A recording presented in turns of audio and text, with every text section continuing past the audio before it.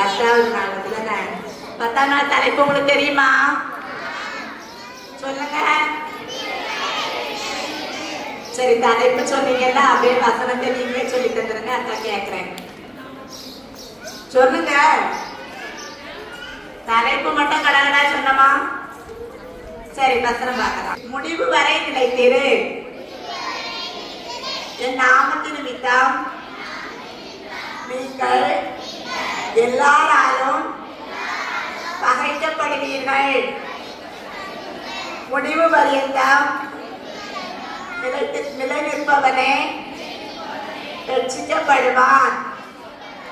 மத்தேயு 10ஆம் அதிகாரம் 32ஆம் வசனம். ஒருத்தர் வந்து வரை நிலைத்திரு, என் நாமத்தின் நிமித்தம் நீங்கள் எல்லாராலும் பகைக்கப்படுவீர்கள். முடிவு பரியந்தம் நிலைத்திருப்பவனே ரட்சிக்கப்படுவான். மத்தேயு 10:22.